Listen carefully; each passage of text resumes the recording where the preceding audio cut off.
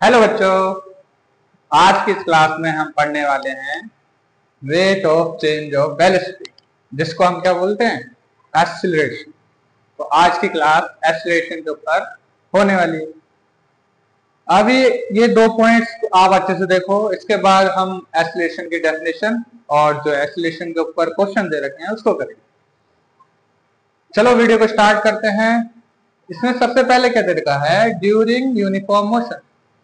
जब uniform motion था, जब यूनिफॉर्म मोशन हो रहा हो, वेलोसिटी रिमेन्स कांस्टेंट। जब यूनिफॉर्म मोशन होता है तो वेलोसिटी क्या रहती है, कांस्टेंट रहती है।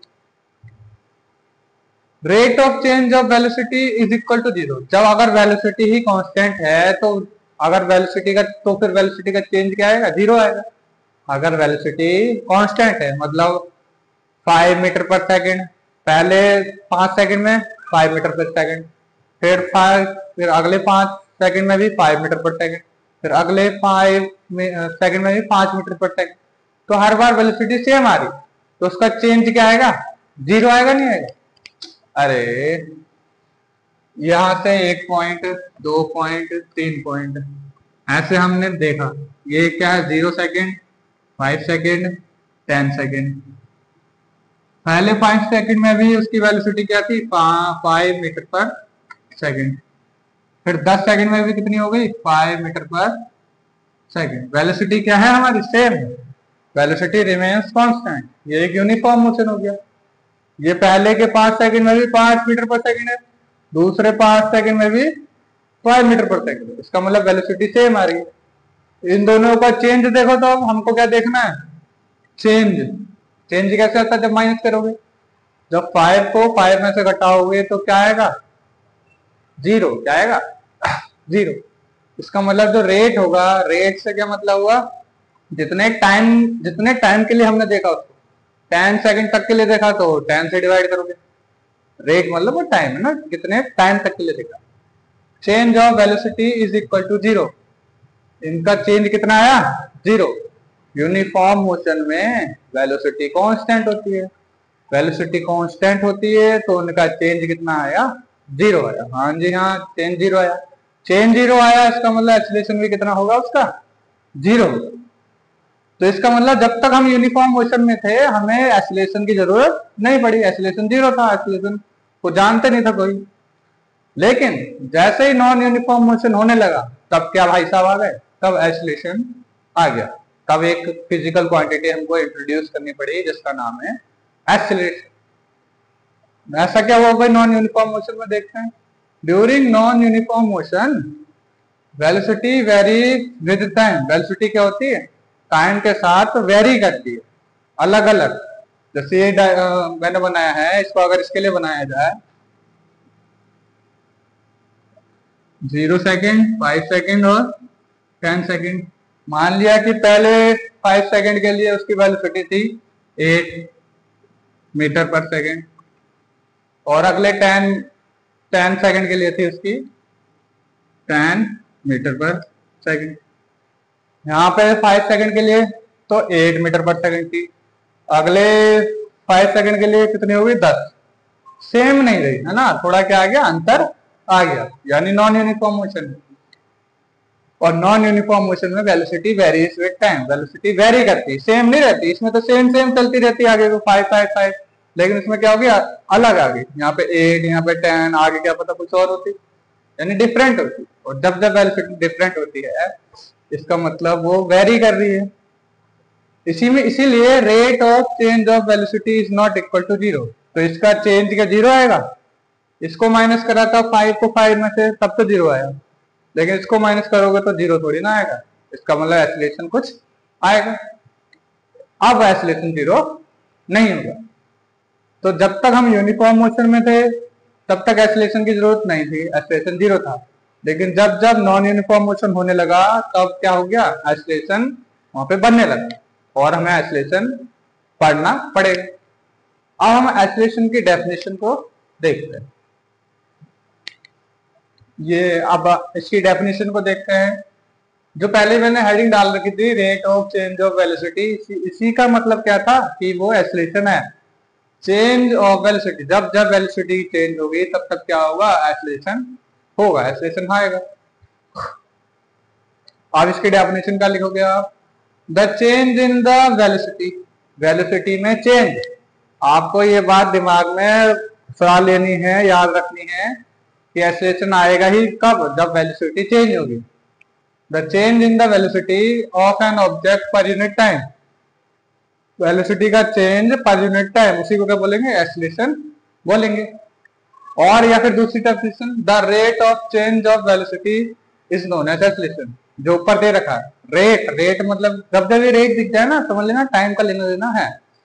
कितने टाइम हम जो चेंज देख रहे हैं वेलोसिटी में, चेंज ऑफ वेलोसिटी, वेलोसिटी का जो चेंज हम देख रहे हैं कितने टाइम तक के लिए देख रहे हैं, वो टाइम को लिखना पड़ता है, हमको टाइम से डिवाइड करना पड़ता है, तभी तो रेट आएगा। आपने वेलोसिटी का चेंज देखा, कितने टाइम के लिए देखा भाई? 1 घंटे के लिए, 2 घंटे के लिए, तो वो रेट क्या है? टाइम बताता है कि कितने देर तक आपने वो चेंज देखा। अब एक्सेलरेशन, यहाँ से change in the velocity, change in velocity per unit time, per unit time. तो एक्सेलरेशन क्या होता है? चेंज इन वेलोसिटी अपॉन में टाइम। इसको छोटा वाला फॉर्मूला क्या होगा जो शॉर्ट में लिखते हैं सिंबल के रूप में? एक्सेलरेशन को ए, सारे ही स्मॉल लेटर हैं। चेंज इन वेलोसिटी चेंज करना है, इसका मतलब फाइनल माइनस इनिशियल। चेंज कैसे करते हैं? बड़े वाले में से छोटा वाला, यानी फाइनल माइनस इनिशियल। फाइनल कैसे होता है? वी फाइनल वेलोसिटी, या फिर आप ऐसे लिख लो वी माइनस का यू अपॉन में टी टाइम। ये क्या है? Final velocity, final velocity minus initial velocity, initial velocity upon में टाइम। तो ए क्या है? ये वेयर आपको लिखना पड़ेगा, बताना पड़ता है कि ए क्या है? एक्सीलरेशन। ए क्या है? एक्सीलरेशन। वी क्या है? यू क्या है? यू क्या है? और टी क्या है? सारे ही स्मॉल लेटर हैं, कैपिटल नहीं बनाना है। वी भी स्मॉल, वी क्या हो गई? फाइनल वेलोसिटी, फिर इनिशियल वेलोसिटी, और ये टाइम क्या हो गया? टाइम टेकन, टी से टाइम टेकन, कितने टाइम तक वो चेंज हुआ है। तो ये फॉर्मूला आ गया हमारा, इसको आपको याद रखना है, रट्टा मारना है, वैसे रट्टा नहीं मारना है, समझना है। अब इसकी एसआई यूनिट देख लेते हैं। हर किसी के आपको फॉर्मूला और एसआई यूनिट तो याद रखना है। It's SI unit, it's SI unit is metre per second square. SI unit क्या होती है इसकी? Metre per second square. ये इसकी एसआई यूनिट हो गई। एक चीज हो रह गई कि कब कब आपका एक्सेलरेशन पॉजिटिव लेना है और कब कब आपका एक्सेलरेशन नेगेटिव लेना है। तो ये चीज हो जाएगी। आप इसको और देखो, अगर एक्सेलरेशन वेलोसिटी की डायरेक्शन में हो रहा है, या फिर आप ऐसे समझ लो कि अगर स्पीड बढ़ रही होती है तो एक्सेलरेशन आता है पॉजिटिव। अगर स्पीड बढ़ रही होगी तो एक्सेलरेशन आएगा, वेलोसिटी बढ़ रही हो, स्पीड बढ़ रही हो तो एक्सेलरेशन आएगा पॉजिटिव। और अगर वेलोसिटी घट रही हो, स्पीड घट रही हो, तो एक्सेलरेशन आएगा नेगेटिव। एक्सेलरेशन पॉजिटिव तब लेंगे अगर वो वेलोसिटी की डायरेक्शन में है, और अगर वो वेलोसिटी की डायरेक्शन में नहीं है तो उसको लेंगे नेगेटिव। और याद क्या रखना, अगर स्पीड बढ़ रही हो, वेलोसिटी बढ़ रही हो तो पॉजिटिव, और स्पीड घट रही हो, वेलोसिटी घट रही हो तो नेगेटिव। एक्सीलरेशन ए क्या होगा? A is positive, A is positive if speed increases, अगर स्पीड बढ़ रही हो और वो वेलोसिटी की डायरेक्शन में हो तब। एंड ए इज नेगेटिव, ए को हमें नेगेटिव लेना है कब? इफ अगर स्पीड डिक्रीज, स्पीड क्या हो रही हो? डिक्रीज हो रही हो। तो ये पॉइंट भी आपको ध्यान में रखना, ये दो मेन पॉइंट है।